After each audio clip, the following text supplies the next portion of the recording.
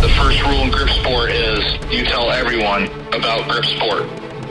Crushing, pinch grip, thick bar, wrists. If the best guy in the world can't lift 100 pounds on it, I don't give a shit about it. Welcome back to another episode of the Grip Show. So, I said, had a lot of recaps that have been popping up lately.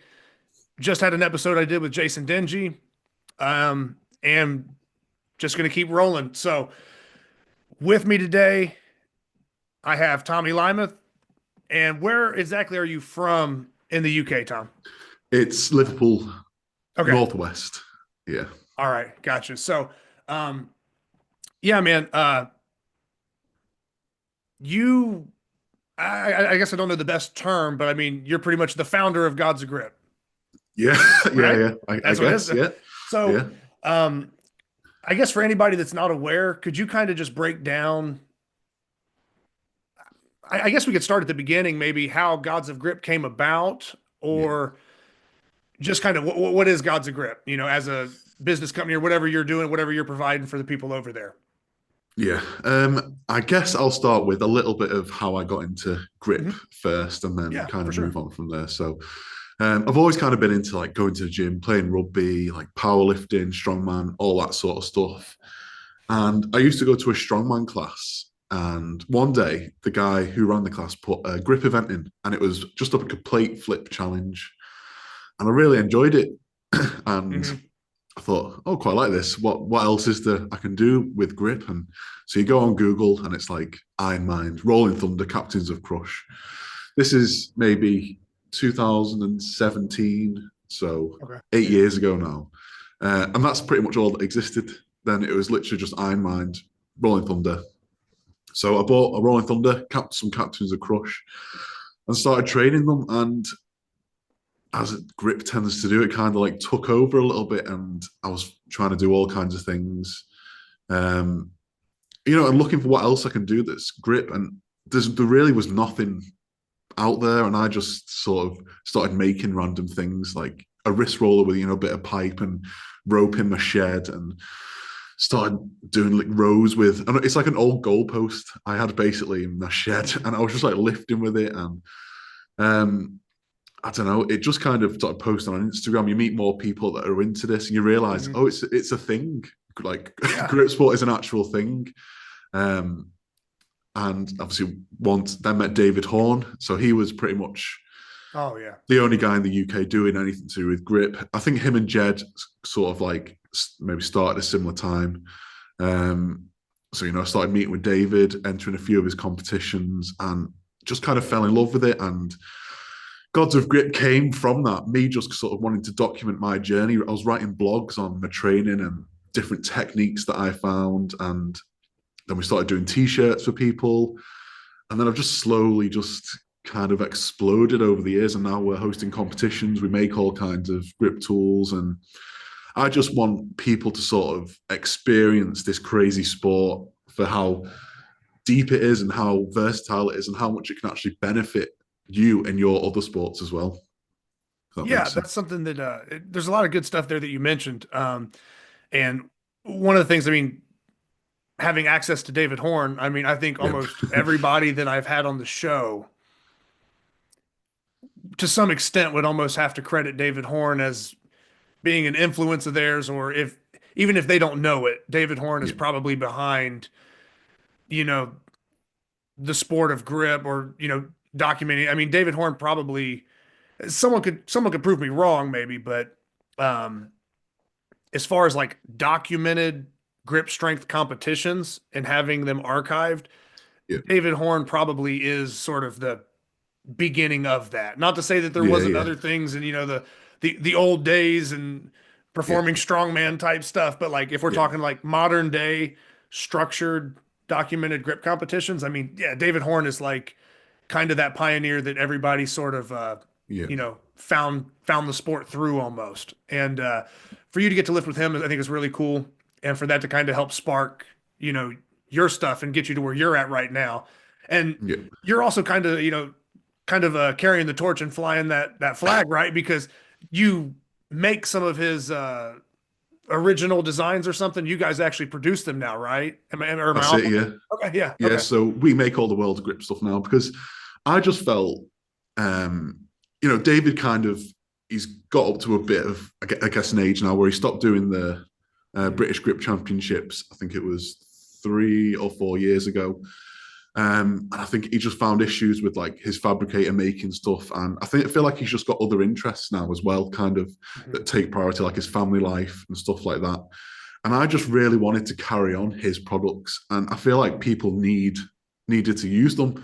So we came to an agreement and we can, make all this stuff now. And it just needs to carry on because it's so well thought out, all the stuff. And, it's like pretty much anti-cheat as well. Yeah. And like we're doing the British Grip Championships this year. I think it was 1991 was the first year that ran. It sounds about right. I mean, like I said, I would have been like, well, we're both the same age. Like I said, we both would have been like just born or like 1 year old. You know what I mean? So yeah, for us, we're looking back after the fact. But yeah, that date sounds right to me. Yeah, I know you just said how it's about an hour's drive. I am from David. It's like 60 miles, and you were saying you just moved 500 miles. The good thing about the UK is that's literally top to bottom of the UK. Like it's so small. Like everyone here, we're all so close to each other, which I guess is while it's quite lucky for us because we can build all these like good relationships where we're meeting people on a regular basis. That's the good thing about being so close together.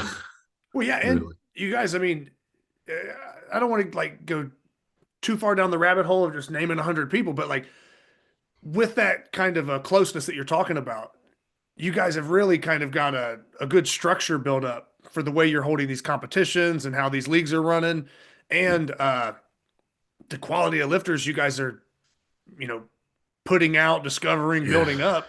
It's been awesome to see. Like I said, for King Kong, you guys had one of the best venues by far. You had like, several people right up there at the top. I mean, and it's like I said, it's cool to see that kind of stuff sort of develop. And I also really like the fact that you kind of mentioned that, maybe David had other interests or things going on. And you basically, I'll put it this way. With that situation, you having your own deal going and him kind of being before you, it would be very easy to say, well, we're just going to do our thing. Yeah. And for you to actually say, no, this is something that kind of is important to our sport and the history of it. And you wanting to kind of work and carry that on, I think says a lot about you and says a lot about the company. And I just think that's a good thing to kind of, note there is that there's a lot of integrity in that. And I'm a fan of that move and that choice. I think that's really good, man. Yeah, it just makes sense. Like, it's all about the history. Like, his gym. Have you ever been? No. I mean, it would be awesome. I've never even been to England. So it would be cool to get there one day. But it's like a museum of history, and it's great just to see how this sport's developing, and the sort of the level of athletes now that we're getting in. People are literally like they're taking the level every year higher. We were talking about vertical bars before. Like, I'm seeing the numbers on vertical bars just become like insane now and stuff like that. And every year we're getting more people from different sports that are kind of transitioning over a bit more. And it's just quite cool, isn't it, really? No, it is. And it also gives us a lot better scale of where we all line up, because when it is a little bit, smaller or confined to certain areas, you're maybe not getting exposure to, there still might be like world class or elite level grip people in your area, but you're not necessarily getting the big, you're not out in the ocean. You're kind of in the small pond sometimes, so as we kind of branch out and bring the ocean in, you start to find out like, oh, like there's a lot of strong people out there, so but I think that's cool though, because then it lets you know if you need to work and progress on stuff. Yeah. Two, it might validate that, oh shit, you really are that strong, because look at how, look at where you stack up when we bring in the best. I think it's another good part about the sport kind of growing and expanding a little bit, is that it validates that a lot of the top guys that we already have discovered are world class in what they claim to be. And then it also shows that, hey, there's other potential out there that we can keep moving this bar, and we haven't reached the ceiling yet. That's it, especially, I guess. So this is probably a good little tangent for us to talk about the rules and stuff, where we incorporate a lot of the Grip Sport International rules because I think they're the fairest. I think it's the best way to judge a competition and the most level playing field for everyone. Lifting to a certain height with like a crossbar, stuff like that. It's so simple, but it's such an effective way of judging lifts. And that's why we do it as well. David did that, we do that. It just makes sense to us. And sort of carrying on those traditions and lifting styles, make sure that our lifts are comparable to your lifts as well. Yeah. Doesn't it? Yeah. No, it definitely makes sense. And with that, I think one of the things that I've found funny over the years, and I might have said this on the show before, I'm not sure if I'm repeating myself, but the point is still the same. There's been a lot of things where people will talk about, lifts to lockout versus the crossbar. And obviously, Axel and Saxon, that is what it is. It's a deadlift. We can all agree that, kind of a roughly what a deadlift down call looks like. Maybe a few minor deviations for some, but we can pretty much agree what a deadlift is and judge it that way. And everybody in grip contests it that way. I have yet to see anybody with like the pull to height on the sides and testing the Axel or Saxon that way, right? We haven't really seen that. It's been talked about in the future or in the past, and we've heard it could be contested the same way. And I know that there is, I think, like maybe something that David has done where it's like maybe a thumbless Axel, and there is like a pull to height there, but that's not what I'm addressing here. I'm more talking like the modern grip competitions and what's the most popular right now. Everybody contests it the same way. So there's no issue with pull to height crossbars there. Yeah. Those are the same. When we get to the loading pin, that's where it gets a little bit finicky because that lockout with the weight in between your legs and one arm, especially, single hand lift, it's very hard to pull all the way up or how it looks, or one shoulder will sag, or what's good to one judge. It's very hard to find a gold standard across the board for everybody to agree on. And some will also take a little bit wider stance. The weight stack moves that much. It's lockout. And that's why I always laughed when some people lift a lockout and they'll talk about, oh, well, Grip Sport International, they pulled a height and it's it's a partial. They do partials. We pulled a lockout. And I'm like, sometimes people pulled a lockout. I said, sometimes it's a partial of their partial because the stack moves half the distance, so sometimes people can lift to lockout and only move the stack, half the distance of a pull to height competition. And then they'll talk about that being a partial. And I find that to be ironic sometimes that people can't connect those dots. But those are some discrepancies we see. It's funny how when I'm in competition, my stance will generally be wider if it is a lockout. Right. Especially on rolling handle.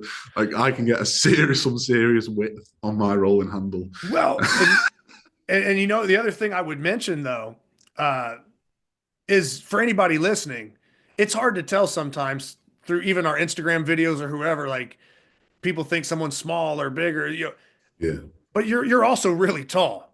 Yeah. 6'6". Yeah. You're 6'6". So you're not, even if you take a wider stance, you're still moving the weight. Yeah. It's a long way. You get what I'm saying? So some of these people are much shorter. And I'm talking in reference to the loading pin, because we get like a 15-inch loading pin, 3-4-inch carabiner, the frame of the handle. Next thing you know, you're at a pretty high pull height. Yeah. And depending on how that person, I mean, they can't help how tall they are, unless they stand on blocks or something. But you can't really help how tall you are. But at 6'6", you have a little more kind of, I think, leeway with your stance because your lift is going to come off as legit kind of regardless. I mean, unless you just did like the splits or something crazy, right? But mine is more for the people that are barely breaking the thing off the ground and then talking about lifts that move double the distance. Oh, that's a partial. And I'm like, I don't know. But it is a funny topic. And it does come up with judging and rules, and everybody I think kind of has, their rules that they like to gravitate to or what they think is Yeah, fair. But yeah, it's tough seeing. I guess it's tough to really make a call on that because yeah, if we lift lockout on one front, we have guys like you 6'6". I'm going with the extreme here. Carl being like 6'10".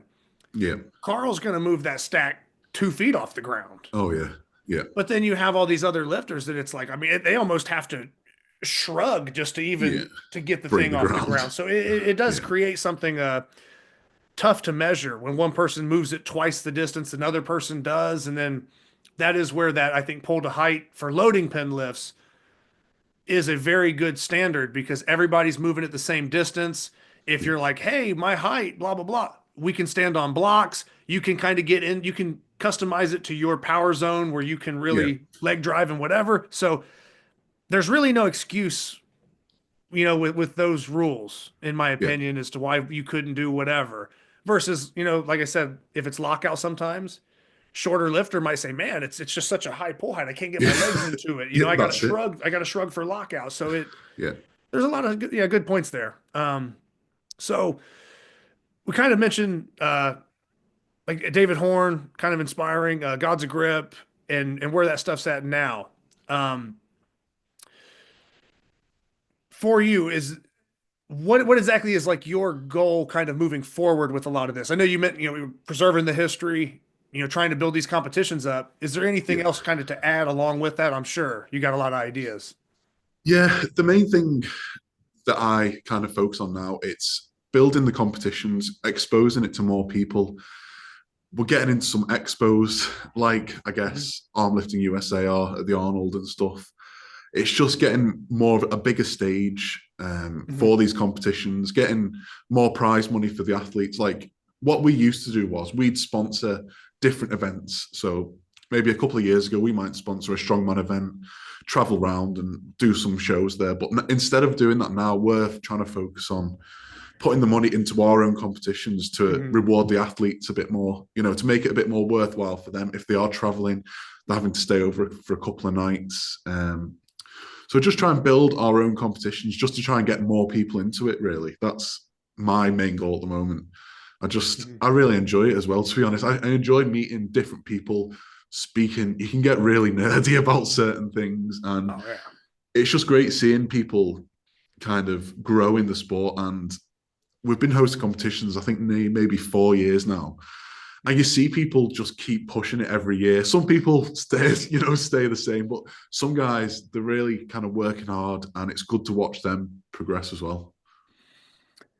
Yeah, and I think that's another topic that gets brought up a lot in the sport in general, regardless of affiliation or organization, is growth of the sport. Yeah, You know, and I've often said, sometimes not all growth is good growth. yeah, If in my opinion, like let's just say the sport as a whole. I'm not going down any one organization, right? I'll just say whoever tests grip strength in yeah, general. If there's an influx of like 20% growth of people coming in, but the standards for competitions lower, the judging standards fall apart, and it sort of loses its, the quality. yeah, Is that growth? There's more names on a yeah, spreadsheet, but what's happening to the actual sport, yeah, Or yeah. the other flip side of that, I would say, is me personally. Now, this might be a bad take to others, but for me personally, if there was a decrease in participation, but all of the judging and standards were perfect and there Yeah. was not a single flaw in them, which is a little bit unrealistic. I'm just saying stricter, doesn't have to be perfect, but a little bit stricter. I would view that as growth as well, even if less people were doing it, but it was Yeah, running more efficiently and at a higher, quality across the board. And there was more, I guess, if people were just more connected and on the same page doing it at a high level, yeah, that could also be viewed as growth. So yeah. I know you're talking about, more eyes on the sport and building these competitions. Do you have kind of a way that you would judge growth for you and what you're That's doing? You know? Well, you've just made a really good point there. Last year we hosted the Grip League, um, which was the second year we've done it. And I think we had 16 qualifiers last year. Mm-hmm. So that means we weren't refereeing all these ones. We had a designated referee at each of these events. So we're basically relying on this person who may have not run a grip competition before to run a grip competition. So it's very difficult, even with a crossbar, to make sure everyone's doing the same thing. One of the events was a vertical bar hold. So no crossbar was used for that. And the weight was supposed to start at the max was 80, and then you drop it down 70, 60, 50, depending on what you needed. Two of the venues did 80 kilos in weight plates plus loading pin and the attachment, whereas all the other ones weighed it to 80 kilos. Yeah. So we had two venues where, people said, well, they did that on the day, they did this wrong. And so just trying to iron out those issues, making sure the rules are followed correctly at all these venues will definitely be seen as growth. And this year, I think we've got 22 qualifiers around the UK. So a massive thing we're going to try and get is all the referees to know exactly all the rules, make sure everyone's sort of got the same chance of qualifying, really. So that will definitely be seen as growth as well, making sure that it's as fair for everyone. Yeah. Yeah. Another idea that I had was kind of like if you if I were to base it on other sports, we could name whatever sport, but there's generally athletic commissions that oversee them, and there's some type of certification to judge or referee in a lot of cases. And I don't know how long that would take or what that would even look like to set up that type of structure, but it would be very cool if you did have like almost a referee or judging course and could actually have people certified. That way, when somebody's in this area, they could show up and it's like, oh no, this person already knows what they're doing. It's not that person that's like, hey, I did one seminar and I think I'm ready, and then like they get halfway through the first couple warm-ups and they're like, whoa, what'd I get myself into? But I think that would be cool someday, is if there could almost be like a referee's course where a lot of this stuff was even taught, or the judges were always, certified, and everything was a little more, on one page there. But that, like I said, that takes a lot of groundwork and a lot of travel time, especially we mentioned the US kind of being spread out to get people in one place or to have one set of judging. It would be tough. It would take a lot of work from a lot of people. But yeah, I definitely agree with a lot of the stuff where you're just, you're trying to kind of uphold a standard, but you're not bending that standard for the sake of more people. Yeah. That's the big thing. That's what you've got to do. I think another thing that we've sort of discussed a bit earlier this year was how can we make it more entertaining, I guess, because it can be seen as a little bit boring, and it's difficult to understand sometimes if you see someone lifting 60 kilos one-handed on a pinch block. That's insane. But someone who's never seen that before is like, is that good? They've got no idea, and you can't really make it more entertaining, but it's just, I don't know. How do we do that? That's a tough one. You almost have to have you almost have to have hands on the stuff. I had and like I said, I'm not trying to go too wild and pat myself on the back, but I had here with this one, I have a pretty heavy Thomas inch dumbbell that I had suitcased. So I suitcase lift from the side. Yeah. And then like one of the comments was like, I feel like I could lift that. Yeah. And I'm like, okay, that's not to say that maybe you couldn't, but people just don't have a reference for what that is, because this was a bell that's basically almost 30 pounds over the inch dumbbell itself. Jesus. And they're just on the couch like, oh, I think I could lift it. It's like, dude, everybody watching the video from the couch thinks they can lift the stuff. Like you mentioned, you see the 60 kilos on the pinch block. Everybody watching thinks that I could probably budge that. I could at least get it off the ground. And it's like, not until you feel it do you understand it. So I don't know if it was I don't know if it was Adam Glass that told me this one time, but in reference to people, and this isn't necessarily like in a negative way, but pretty much just said that, that's a lot of times why the answer is to not try to explain it, but just invite. Invite, don't, Yeah, I and like invite, that. don't explain. Because if you invite them there and they can see it or get hands on it, you find out. But if you try to sit there and say, "Oh, Yeah, this thing's a blob, and yeah, it's only 53 pounds, but the slopes make it really hard and it's wide," yeah, and the more you sit there and try to explain, it's not connecting. It doesn't matter, yeah, And I think it is easier to kind of just sort of invite or create the opportunity where people can learn about it hands on. Because the more we try to explain, oh, but the handle's the size of a Coke can and it rolls, and yeah, they're still looking at you like, I could do that. I do yeah, this, I do this for my job at work and I lift these and yeah, I could do that easy. And you're like, maybe you could, maybe you couldn't, but until you get in front of one, we don't know. But that is a tough thing in the sport. And another thing I would add, man, is I like the point that you brought up about trying to sort of make some of it a more entertaining, because when we have a crossbar, right, for certain lifts, yeah, they're going to be contested that way. But the thing that I think that is really underutilized these days in competitions, because it can be a pain to run them, are the medleys. But yeah, let's say you have 3 standardized events on a loading pen. yeah, You could totally run the craziest medley afterwards, or you could have like some type of I don't want to say like head to head battle, but kind of like in strongman, sometimes they'll have like 2 people doing the same event at the yeah, same time. Like, I yeah, just think there's a lot more creativity and potential that we could do that yeah, would be entertaining, because there are some things that are like a medley that are part of a yeah, competition that aren't really sanctioned. They're not tracked. It's just yeah, kind of that bonus event, but it usually becomes the most entertaining. So aside from just hosting a general medley, I think when people do those 3 to 4 standard events, adding a fourth or fifth kind of a bonus event, that's where they could really get more creative and kind of just do yeah. I like that. whatever.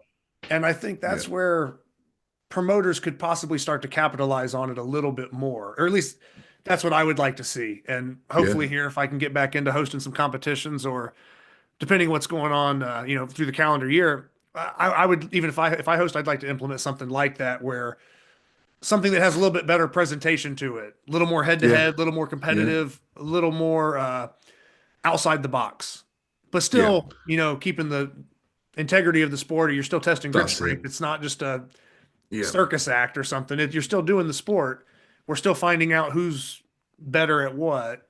yeah, But yeah, but in a fun way that other people viewing would be like, mhm, oh man, that was the best part of the day or something, yeah, because yeah, the lifts to a crossbar or something, or even if you're lifting to lockout, just loading pin lifts in general can become a little bit boring when you watch 3 or 4 yeah, of them in a row, and they're doing yeah, the same thing. The handle just changes. Okay, you know.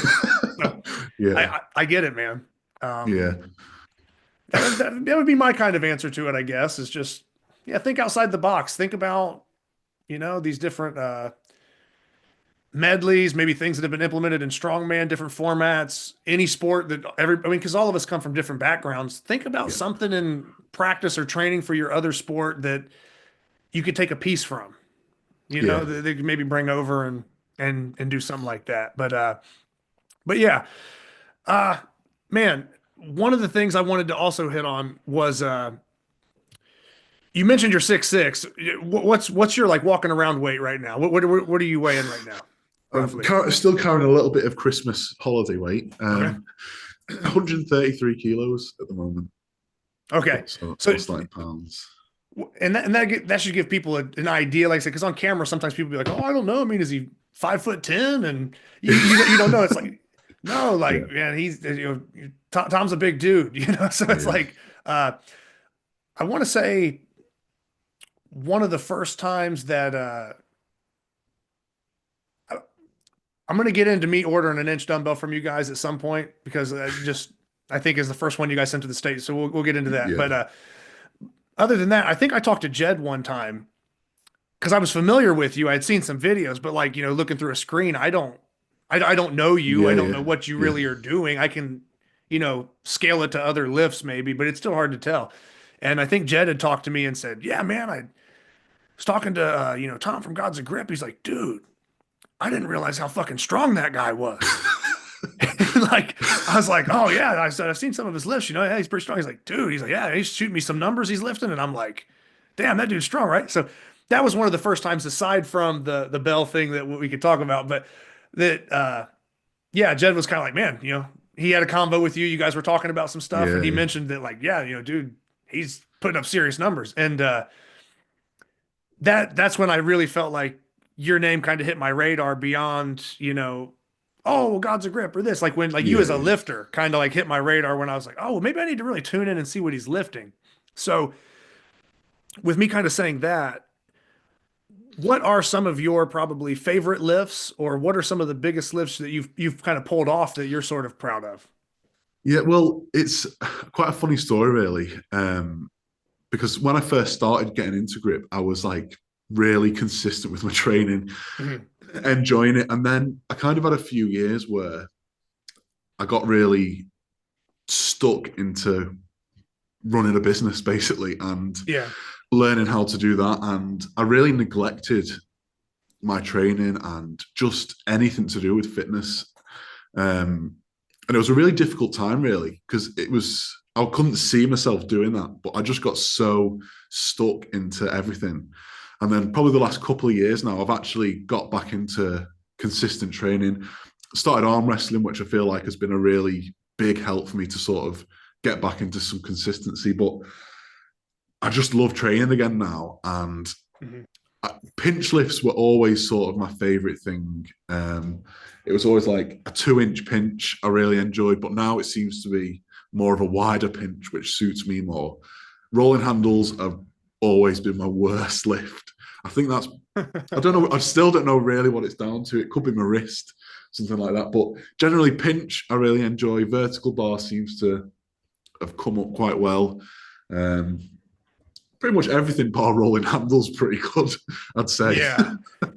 I know some people like that. They're like, almost everything they touch is really good, but they're like, even doing like the feats of strength, they'll be really strong on thick bar, but then they get on a rolling handle and it's like, can't do it. Just something a little bit different about what it's attacking and the technique for it, or, the strength of it. And, I've been kind of guilty of that as well, where it's like, I'll lift inch dumbbells with some of the best of them. And then I get on a rolling handle and I'm like, what the hell? Like, well, what's going on? Anyway, and I think I know why that is. And I've improved that a little bit since, but that was an issue for me for a long time. I would get guys that, I'll throw the name out there just because it was always a joke there not too long ago, but Mike Saffel here in Ohio, he, at the time, I don't think he had even lifted the inch dumbbell like cleanly. He didn't have a clean lift on the inch dumbbell, but he was like beating me on rolling handles in person. And I'm like, how? I'm like, dude, like you can lift the inch. I don't care what you say, Mike. Like if you're lifting that on a handle, like, and there's just some slight differences in the, in those lifts, but yeah, they generally do have some carryover to each other. Now I always kind of split it into two categories. There's the competition side of things, and then there's sort of this, feats of strength that's kind of us just on our own pursuit, which sometimes can be almost more addicting than the competition training, and as far as feats of strength, what are some of the biggest ones that you've pulled off? I know you lifted the Gigantor blob, which is a York 145 legacy, or half 145 legacy for those that are going to yell at me. It's not 145 pounds. Yeah, I know. But you've lifted that, which is technically, that's the second biggest blob. I almost big, there might be some others out there we could say are bigger, but as far as the York legacy line goes, the Shaw blob is the only thing above that, and you're right there. So that's a huge lift. Any other feats of strength that there's tons that you've done, but is there anything else that comes to mind that you've pulled off, and then maybe kind of go into where you want to go from there? Do you know, a recent one I did was, I don't know if you'll know these plates, 2 25-kilo body power plates. They're like really wide plates. I think it was about 100 mil altogether. I saw the video.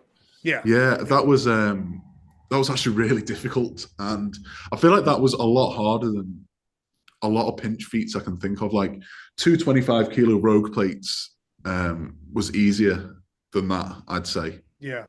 Well, and that right there, I mean, you're kind of saying it very casually, but just pulling off a 225 kilo plate pinch on Yeah, numerous sets of plates at different yeah, widths is a feat in yeah. I itself. I mean, suppose. Yeah, because most people really only, hit two reds, or or they don't yeah, have access to even have plates with different widths that are 55 pounds apiece. yeah, So yeah, that's like I said, it's funny that you kind of just casually pass over yeah. that, like, Well, oh yeah, yeah, I've pinched 255s or your 225 kilo plates, this width, that width, and like you're comparing the widths, like you've done it yeah. numerous times, right? So yeah, that's a big pinch, man.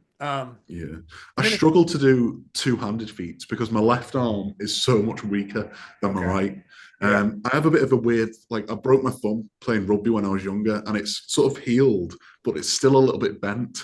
So I can't quite get as good a grip on anything as I can with my right. So I'm very one-handed really at the moment as well. okay. We Yeah, see that too sometimes in the sport. yeah, Somebody's like stronger at two hand lifts, and then you break them down to single hand, and they fall apart, yeah, or the other way around. yeah, It can go back and forth. So there's a lot of variables in the sport, and I think that keeps it interesting as far as competition goes, because someone on a one-handed thing or two-handed, the mixture of events can always be yeah, different. But yeah, so I mentioned the 255s pinch, yeah. stuff like that. And you guys have dumbbells. I mean, have you? I don't know. I'm just asking now. This is a common one, but any aspirations of cleaning an inch dumbbell or anything like that? Or Yeah, do you know what? I think it's definitely something that I'd have on my bucket list. I think the hardest part for me would be the pressing. I just have to train pressing for a while because I don't really tend yeah, to do. I'll do a little bit of bench now, but nothing really overhead.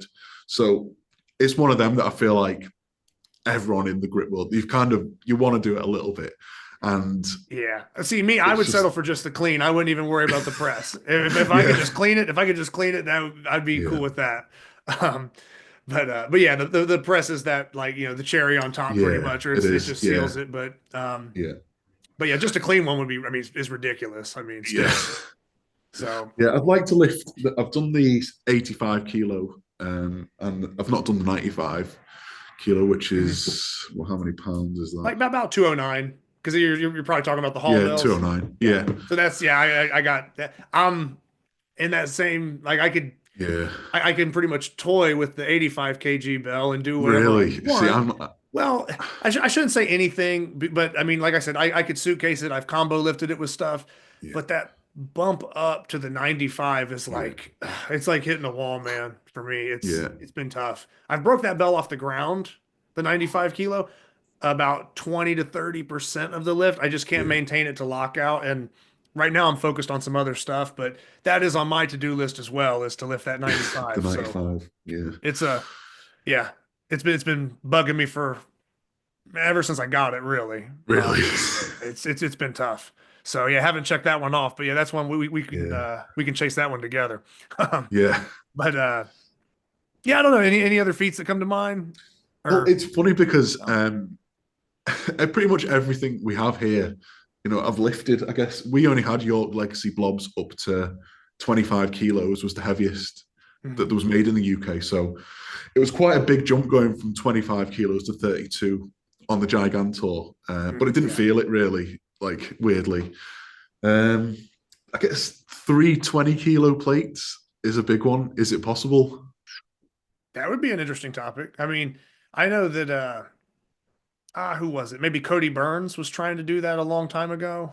Because Cody Yeah, Burns was, I mean, I don't say lighter weight guy, but yeah, in comparison to some of the bigger guys in the sport, Cody Burns was yeah, more probably in that, uh, I don't know, 200-pound range, roughly. A yeah, little over, a little under, depending on the time frame. But I know he was talking about trying to pinch 320 kilo plates.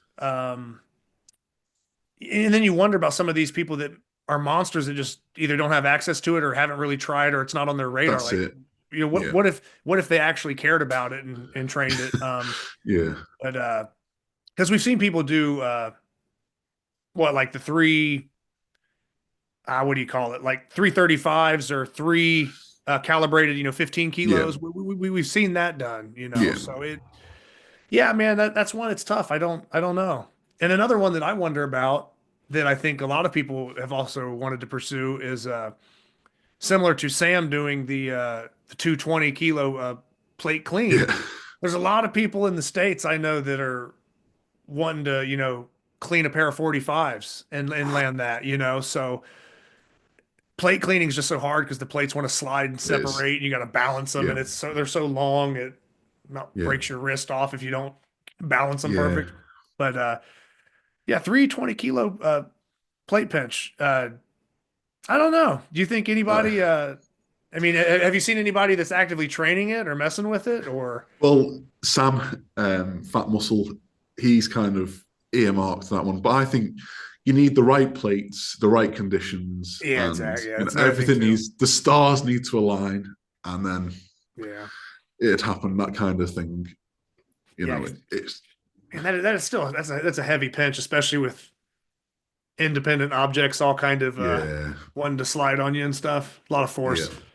Because yeah. although the weight might be whatever that weight comes out to, you're still having to Control probably it almost kind of. over squeeze, Yeah, you are. Yeah, to keep it. So yeah, that's a tough one, man. yeah, Uh, I guess I'll backtrack just slightly and talk about me getting an inch dumbbell from you guys. yeah, So it's funny because I tried to check in with you before the interview and stuff. I'm like, hey, like, do you remember this or that? Because it's been, I don't know what it was, 2 or 3, probably about 3 years ago, maybe or more. more. I think more. Yeah, It might have been more, maybe it's 4 now. yeah, But yeah, there wasn't with inch dumbbells, it's hard to get them, sometimes, and in yeah, different increments, it can be tough. And I was looking for something, not something super easy to lift, but also, around, the inch dumbbell, but kind of an in between. I was just looking yeah. to kind of collect stuff, and I'm browsing online and I'm looking at stuff, and I come across, Gods of Grip, and I'm like, hey, this thing says they have inch dumbbells in stock, but I'm like, it's in the UK. I wonder if they can get them to me. Yeah, I don't know, and I think I reached out, and yeah. this is probably like, yeah, probably 4 years ago or so, and yeah, didn't know each other at all or anything, and I'm just like, hey, like, can you actually ship this or whatever? And Oh, we're like, we think so. Yeah, right, yeah. It's so weird because like it's so long ago. We didn't really know anything about shipping and internationally, and like yeah, now we have different accounts with companies and stuff, and it's dead easy. Whereas then yeah. it's like, how do we do this? Let's try, let's try and do it, kind of thing. And it was, Oh, it was funny, man, because yeah, yeah, I think I assume I was talking to you or maybe somebody else, but I probably was you emailing me, and I was just like, man, like, well, the shipping will cost this much. Here's the quote. So I get the quote, and I'm like, well, I'll pay that. yeah, And then I think you came back, you're like, well, now there's going to be like this extra charge because, yeah, this or that, something had changed. And at the time, I don't know if I was like just slightly short on money or I just couldn't swing it that minute. And you went ahead and said, don't worry about it because the shipping thing bumped up. We'll yeah, cover that. Just pay us back, a couple days when you yeah, can. And I was like, oh, damn, like that was really cool of them to do that. Like, I didn't expect a company to do that, yeah. especially strangers, at that Yeah, time. we won't do it now, but back then, I suppose, yeah, Right? it's like Yeah, it's okay. because it's kind of like, I mean, in order to get the bell, like you still got to pay the shipping, but like, Yeah, what if you go ahead and pay it and ship it off, and then this yeah, guy's like, nah, I'm not paying them, yeah, But yeah, I thought that was cool then. I'm like, man, they really went out of their way to make sure that this happened, and yeah, yeah, I still got that bell. I won't give it up. It's yeah. about right about That's it. 143 pounds, and but yeah, no, man, I just thought I'd bring that up because I think that was the first time you guys probably shipped any one of your inch Oh, dumbbells to the definitely, yeah, States. yeah, And, years later, oh, damn, that's the dude that I got the dumbbell yeah, from. And then I'm seeing you running all these competitions and how everything's grown and your lifts improving and everything. And I'm like, man, it's kind of just cool to see. I don't know.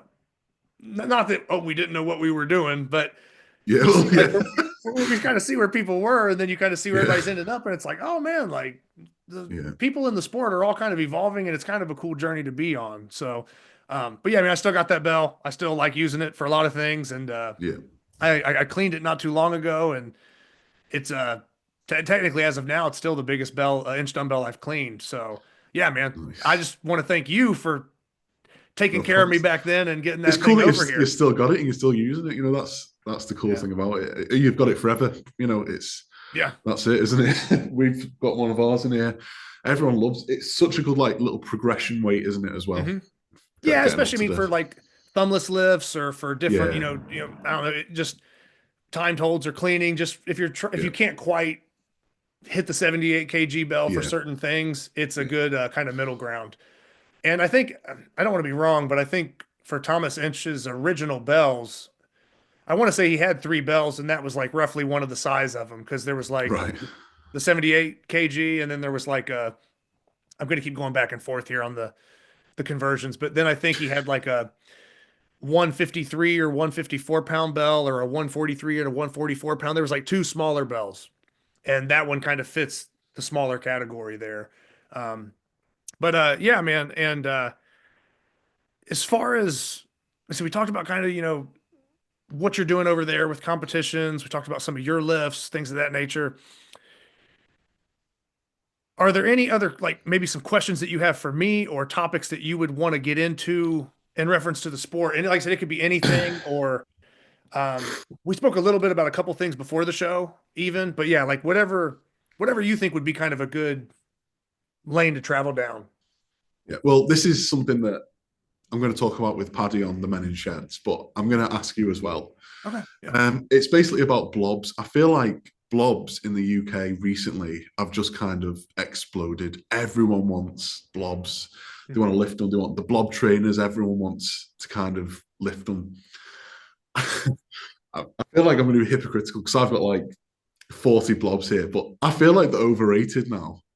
And, Yeah. I feel like lifting on blobs doesn't really carry over to other lifts. And I feel like they're unfair in competition as well, especially when you're going on the legacies, purely because of the size of them. Anyone that has big hands is going to be good at blobs, and anyone that's got small hands is going to struggle. Yeah. I would agree with So that, man. I feel like we put them in a lot of competitions over the last few years, and I feel like I'm swaying against it now because they're so unfair. Yeah, I like I said, I said I agree. Now, if I analyze it a little bit more, right? I'm a blob lifter. That's Yeah, one of the first feats I chased. yeah, I do think that me pursuing blob so heavily early on, I think it did really build up my thumb yeah, and it made it very easy for me to then go over and pinch 45s and other things because of yeah, the time I put in on blob. So I think it has very good training benefits if used correctly. yeah, But as far as a competition or what we see on the higher end of lifts, it's one of the most hand size dependent lifts ever. And an yeah, example I would use is let's just imagine if we did a Thomas Inch dumbbell ladder, but as the bells got heavier, the handle got thicker. You would be like, what the fuck? Like, yeah, this sucks, right? yeah, Like, imagine if you go from lifting the 85 kg hall bell and now the handle bumps up another quarter inch and it's Jeez, 209. yeah, You would yeah, be like, screw this lift. You know what I yeah, mean? Eventually, it gets to a point where it is hand size dependent, and that yeah, is almost the limiting factor of how far someone's going to make it. So, although I am biased and very pro blob, yeah. um, I I am too, but will I will admit that the it is a very hand size dependent lift, and I've run into that wall myself where yeah, I truly think I don't want to sell myself short. I've lifted a 125 legacy, yeah, which conversion, I mean it oh what is it? It's about 61, 62 pounds, but that jump to Blobzilla to the yeah, 130, I think that that might be about the last blob that I can do with my hand yeah, size, my flexibility, whatever it may be.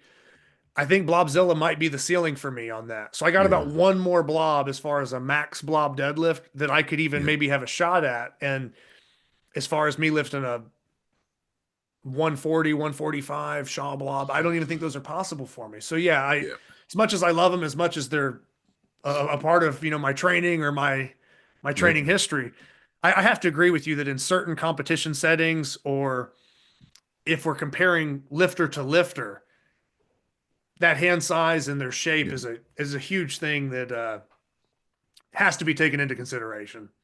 Do you have a preference on which type of blob? So like the legacies or are they fat mans? They're called basically. Well, with like the round heads, the good thing about them is that you're battling more of a slope on the thumb side. Yeah. Because it's almost going to start pushing your thumb out. Whereas the legacies, Yeah. it's really flat. Yeah. So you're kind of attacking different parts of the hand or thumb, Yeah. and even the wrist, the way that you can hold it. So I think it's kind of like any training tool that has like a slight variation to it. It's almost as good as the person that the creativity of how they're using it to train is Okay. how I Yeah. would say. I like that. But yeah, I like the older round heads just for the history and the old school look Yeah. and the slopes and the shape. But the bad part is they don't go above 100. Right. So Yeah. if you can lift that, or you could clean a fat man, or Yeah. like if you're a Ben Helms and you can double snatch two fat mans, it's kind of like, well, these legacies can come into play because now you have something else that, oh, I need something a little heavier. And Yeah. they just didn't make those dumbbells any heavier back then. Yeah. So I think that trying to answer the question, I like both. And they Yeah. both, I think they both have their advantages, but they aren't necessarily, you know, identical or comparable in shape. They're They're going to not hit at different all. Yeah. stuff. But Yeah. that's what I would say about it is I like the legacies. I like the old round heads, but yeah, lifting the fat man was kind of that gold standard for a while. Now a lot of people come along and it's still a great feat of strength, but the more things get put in front of high level people or big hand, Yeah. strong people, you start realizing that it's a lot more human than maybe what it was perceived to be 20 Yeah. years ago. Yeah.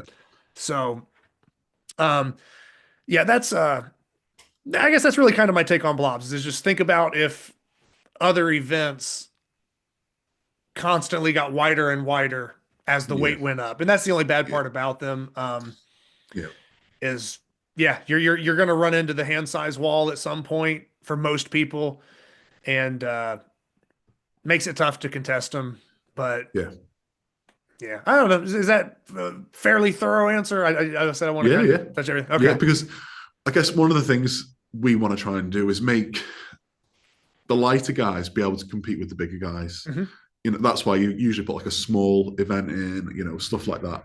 The bigger guys are generally going to be better at rolling handles because they're carrying more weight. But the smaller things, like maybe like a shallow hub or something like that, the lighter guys might be able to get a bit more finger on it.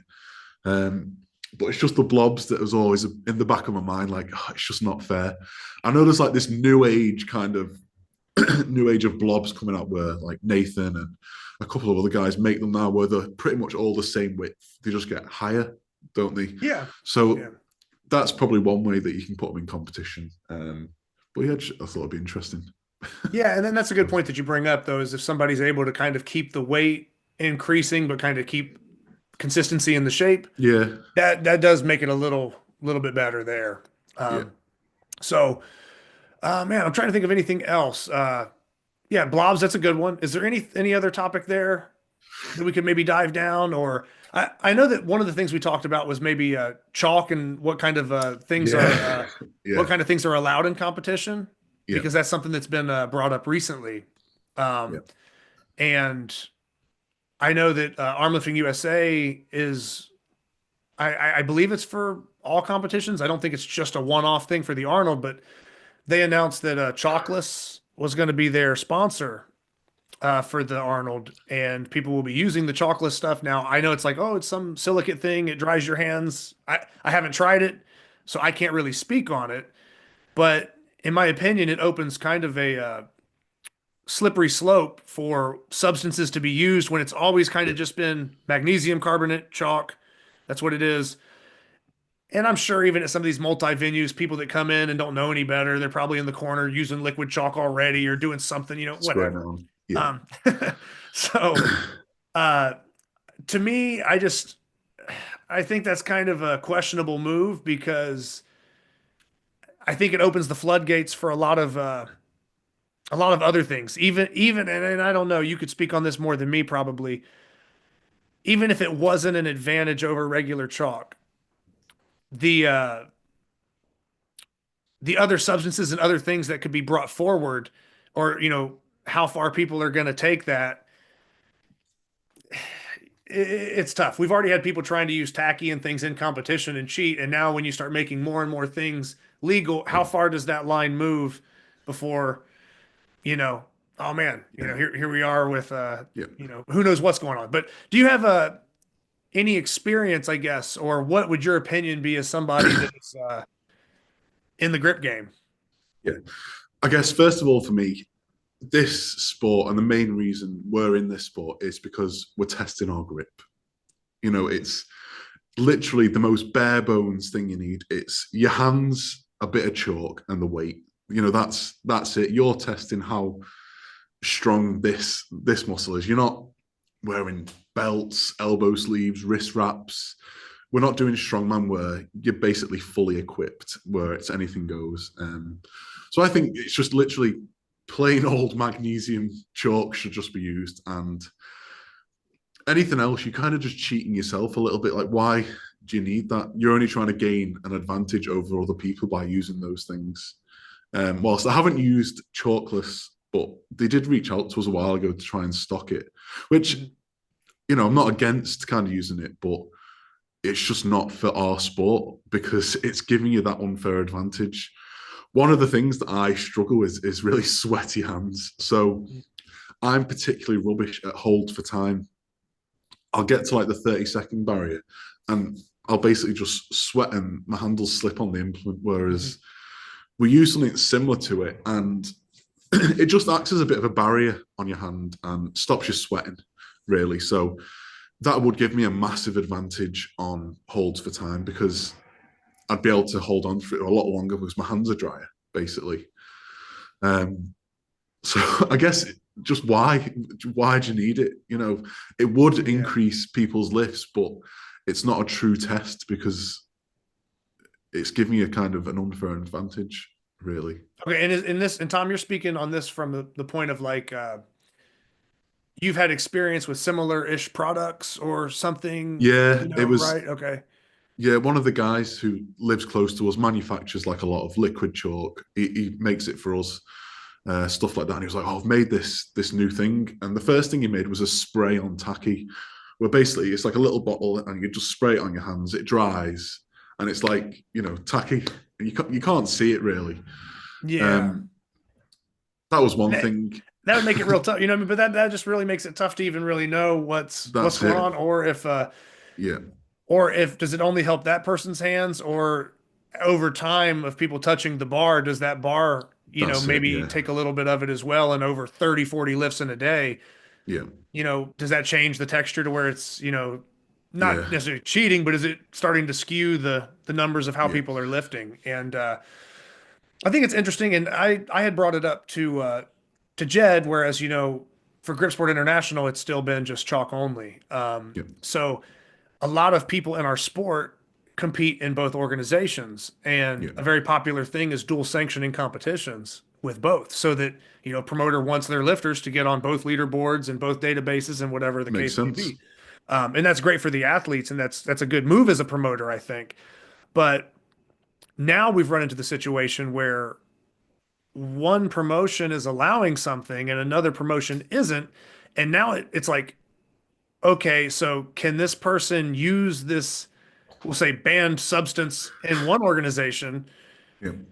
Do they just lift with it in that dual sanction competition, but their lifts only count for one organization? And is that host or promoter staying on top of that to make sure that they're keeping track of who's putting what on their hand? It's just one more thing that makes it tough. It might skew results a little bit, but it also just makes it tough to keep consistency with the rules from organization to organization. And I think it kind of hurts dual sanction, in my opinion. But anything to add there? Like I said, I just wanted to touch on that a little bit because it is something kind of new in our sport, where it really has only been chalk for however many years since the beginning. And now it's like, this is kind of the first time we've seen a break in that barrier. Yeah. I just don't understand why. Like, it's just not needed, really. It's just, an unfair advantage, I'd say, for people that are using it compared to those who aren't. And without saying too much, I guess the only reason that it's been allowed is because sponsorship money has come in, and it's obviously been a good offer that's not been able to get refused, and they're now working together. So it's up to them, really. I guess the only way we can actually do it is by trying it ourselves and seeing what it does. But I don't think it's a particularly fair or good move, I guess. Yeah, and my thing is too is even if it presents no advantage at all, to regular chalk, it just opens a door for more substances or more things to be used, because you went from, okay, this person's just rubbing chalk on their hands in a bucket to now this person has some kind of powder that's clear over here to we don't know who 3 or 4 people down the line are in that multi-venue competition that no one else was at. I think it just makes quality control a little harder. And it, like I said, even without it presenting an advantage itself, which I don't know, I haven't used it, it still kind of opens those floodgates for, it does. Pushes the envelope farther and farther and farther to where, well, now, maybe we were just using chalk and people were like, oh, well, the most they might dabble with is liquid chalk. Well, now we have this thing now they might do. You just don't know, I just don't want to see it to where we start to skew lifts or take away the opportunity for people to lift in certain not take away the ability for them to lift in competitions, but see them, oh, it's dual sanctioned, but all my lifts only count for this because that. And I guess that's a choice lifters would have to make or promoters would have to make when they're putting this stuff together. But that was an interesting topic that kind of emerged recently because it's kind of new territory for all of us that we haven't seen yet. So, I wanted to bring that up. But yeah, Tom, do you have anything else for me or anything? I said we could probably start to wrap up if you wanted, or like I said, if you have any other topics, feel free. But if not, we could wrap up today and then get you back on another day or anything. It's not like we have to cover everything in one go. I don't know. What? No, I don't think there's anything else comes to mind, really. Okay. Well, hey, man. Really appreciate you coming on the show. Like I said, thank you for the inch dumbbell years back and getting that over here, man. That was cool of you. And like I said, I really appreciate the fact that you are over there giving people opportunities to compete, trying to push that further, pushing for, bigger awards, cash prizes, trying to get onto bigger stages in front of more people, making more products for people, and like we mentioned with David Horn, kind of carrying on the legacy of continuing to make that stuff. So I think those are all just really good things that, like I said, it's hard for me to maybe sum all that up, but it just shows that I feel like, totally my opinion, but I just feel like as a representative or ambassador of our sport, I think you're doing a really great job. And you're very kind. I think it's important. We need more people like you in the sport to make it bigger and get it to where we want it all to be. So I guess that's what I'll close out with for me. Well, just say thanks to Laura as well, my partner, who's been here she's been here the whole ride with me as well. She's kind of really helping to push the women's side of things as well now, which is good. Like, she hosted a women's only competition in January and they all loved it. So just say thanks to her as well for. Oh no, for sure, yeah, and that's something I'm not trying to leave out everybody that's listening. No. I just don't know that info. I'm not over there when it's happening, know. So I'm only speaking on what I know. But definitely, giving credit to anybody else that's helped along the way and doing things like that and building up other aspects of the sport. So thanks for adding that in there, Tom. Because like I said, you're aware of that, and people over there might be, but maybe not all of my listeners or, whatever, I wasn't aware of it. So good to mention that, but, really appreciate you coming on the show. And like I said, we'll get you back on again in the future to maybe do like one of those panel things. I get 3 or 4 people and we get to just kind of freestyle on some topics. We'll do something like that one of these days, man. But, really enjoyed talking to you and, hope all your training goes well. And I hope the scene over there keeps growing, and hopefully one of these days we can get some US people over there or you guys over here. That's it. We can mix it up and have some fun competitions or training sessions. So, man, like I said, I'll let you go with that. Appreciate you having me on. Oh, yeah, no problem, man. Anytime. Thank you.